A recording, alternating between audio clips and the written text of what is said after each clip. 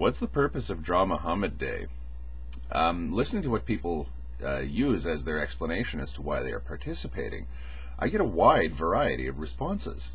There are some responses that I can respect, i.e. Free speech, standing up to people issuing death threats, etc. And these people generally say, look, we don't want to draw offensive photographs of Muhammad, maybe stick figures or just a little pencil drawing, symbolic, saying, look, I'm not afraid of you, I'm doing what I want, although this is just a statement, it's meant as no slight to anyone. These people I can respect. Their opinions I can respect. At the end of the day, I don't agree with them, but not because of their own arguments or their own actions per se. Rather, I don't agree because of the other people who have decided to associate their names with it, with Draw Muhammad Day. These are the other people, the other group participating in Draw Muhammad Day. I've received explanations like, well, religion is garbage and we don't owe it any respect at all, so I'm just doing it as a big to religion. Okay, well, I don't agree with that.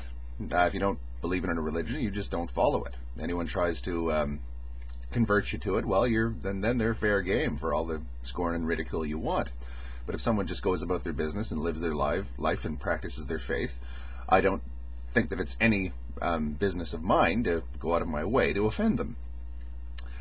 And whether or not the good Mr. Thunderfoot acknowledges it, and he has not seen fit to do so, there are some very unsavory people latching themselves on to the Draw Muhammad Day train.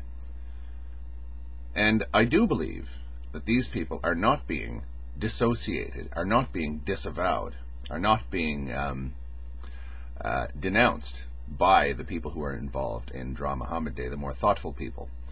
Now, one could say that, well, that's nothing to do with me. I'm not actually the one that's along for the ride and is just using Draw Muhammad Day as an excuse to attack people who are not members of my ethnic group or my world outlook.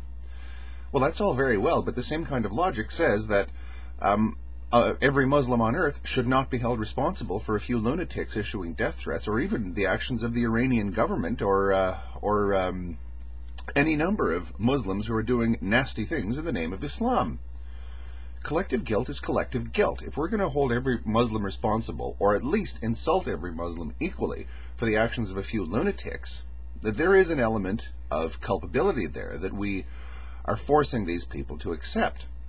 Well, then we'd better be prepared to accept the same amount of culpability for the nastier elements of Draw Muhammad Day, or nastier elements of the secular or atheist movement in general. Otherwise, we're being hypocrites.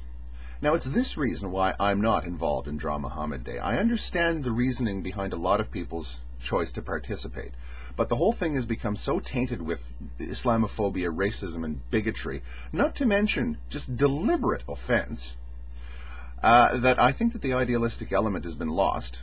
It's certainly been lost on a large number of what I might describe as moderate Muslims. If you know anything at all about the reform process or attempting to make a better world, you never, ever deliberately offend or alienate potential allies.